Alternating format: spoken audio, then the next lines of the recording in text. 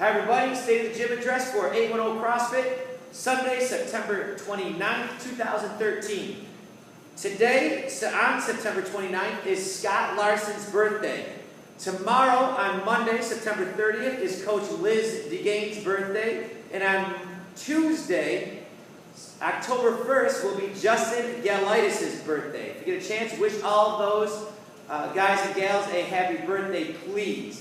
On Wednesday, you will all need a jump rope if you need to remember to bring that, your own customized jump rope. We do have the stock jump ropes over on the side. You are welcome to use those. If you would like your own personalized, customized jump rope, then you can purchase one of those in the gym for $15. We do have them for purchase for $15. Guys, just a reminder, our Barbells for Boobs event is going to be held Friday night, October 18th at 6:30 p.m. We're going to have an after party. I hope you guys can come and hang out. The link to either donate to that cause or sign up for that event at 6:30 on October 18th, that Friday, is just below the Soga. If you want to click on there, you can donate to the cause. You can also raise money.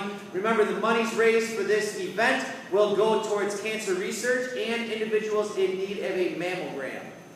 Guys, last week we spent some time on the muscle-ups. We had the muscle-up box jump couplet, and I want to talk about that for a little bit.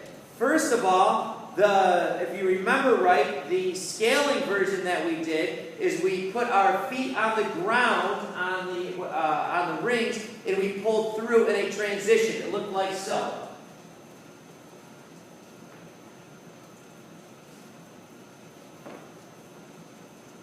That was the scaling that we did for the muscle-ups last week. Totally good and acceptable scaling. This week, coming up on Monday, we will have a kilogymnastics scope focus of muscle-ups. So I wanted to talk about a couple strategies you could use in the kilogymnastics scope in case you're going back in the back to do the kilogymnastics scope time and you don't know how to scale to figure out how to get yourself better at the muscle-up. Well, that is a totally appropriate way to scale, to do the kilogymnastics scope work back there. Also, what you can do is you can mimic the same position by jumping on a box and jumping through into that deep dip and driving up. That would be another appropriate scaling to do. We've done that in the gym as well. Here is some other technique points to think about. This first video I'm about to show you is from Lori Galassi from CrossFit Santa Cruz, and she talks about a kipping variation you can do off of your back underneath the pull-up structure. So here is that. To hold yourselves in a false grip with your arms nice and straight. You are going to close your hip, open your hip explosively, and catch yourself right at the bottom of your dip. The nice thing, my feet landed flat on the ground. I've got a great amount of tension. I can then press myself out of that position. Yep, right there. Great. Shoulders are back and down to the ground. False grip is maintained. Arms are relatively straight. Go ahead, close your hip. Kick nice and hard and pop up. Right idea. Great. I could have seen more of a hip open. You almost skipped that detail, and that's what matters. If you want to, you can do the kilogymnastics go time just like that in the back this week on Monday.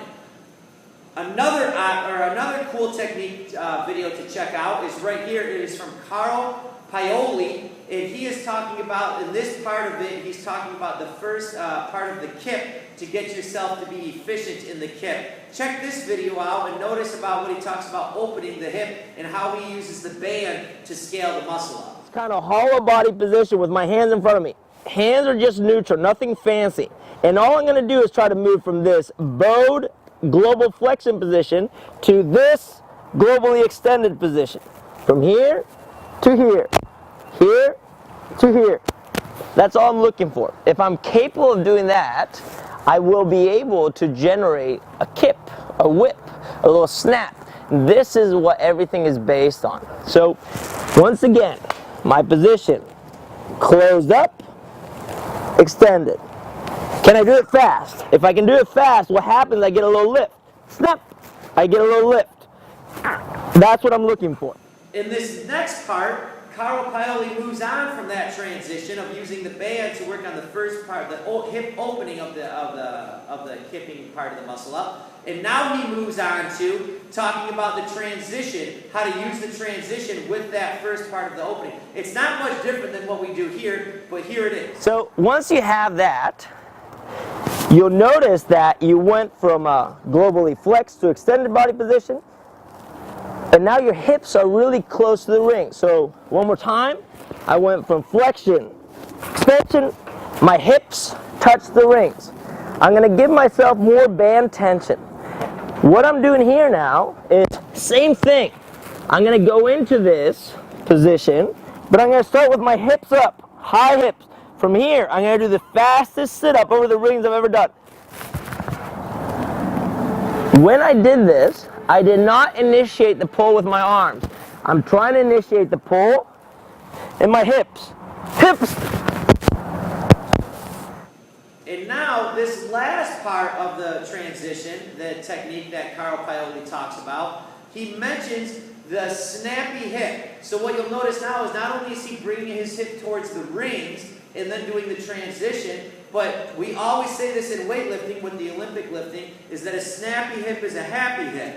And this can help with what we usually refer to this as the world's biggest sit-up, if you've ever done muscle-ups with us and we're talking about that transition. So notice how he snaps his hip back with the heel drive in this last video. I'm going to add a piece now, and the piece I'm going to add is a heel drive. So, same thing, sit, hips extended, sit up, heel drive. One more time, my hips are extended. So I go from a sit up to a heel drive.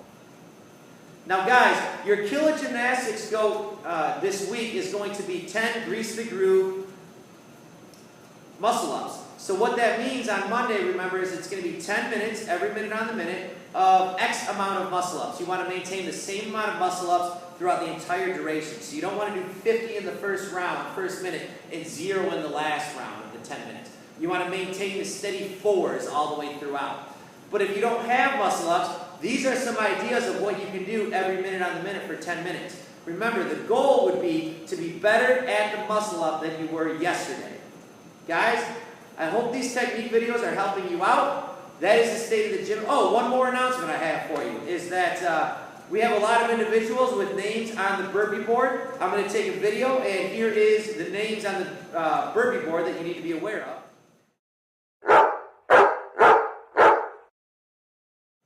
If your name was on that board, then please do your burpees. And Jen and Andrew have volunteered to make a video of technique about how to go about getting your name off of the burpee board. And remember, you don't have to knock out all of your burpees at once.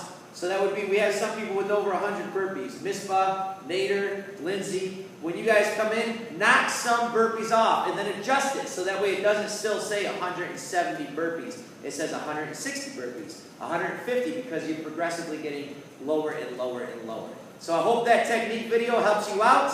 And that's the State of the Gym address. Thanks for tuning in.